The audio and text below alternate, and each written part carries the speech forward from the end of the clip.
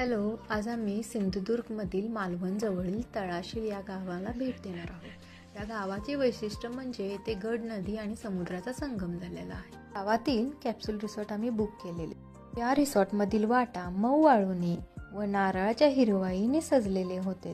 सर्वात आधी आम्ही समुद्राला भेट दिली. मुलांनी मनसोक्त असे खेळून घेतले.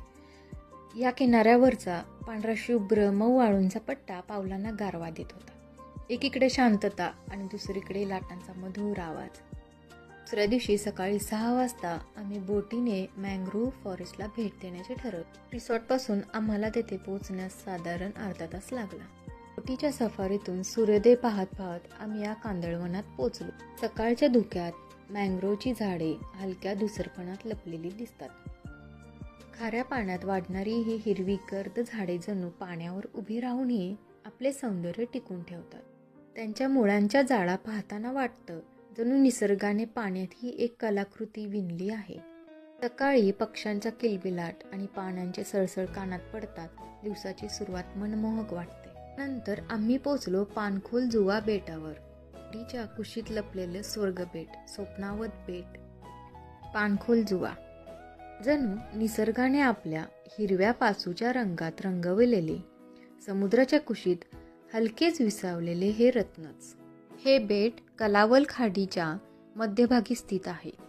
एकूण क्षेत्रफळ अंदाजे 10 एकर.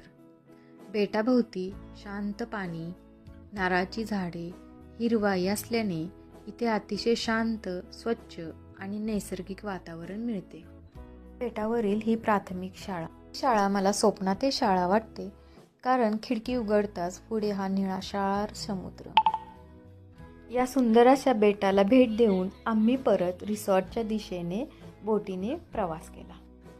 रिसॉर्टमध्ये आम्ही चमचमीत मासे खाल्ले आणि पुढच्या समुद्र सफारीसाठी निघालो. या सफारीमध्ये आम्ही डॉल्फिन, जेलीफिश व बांगडा मासाचा थवा बघितला. नंतर आम्ही फ्रॉग आयलंड जवळ गेलो.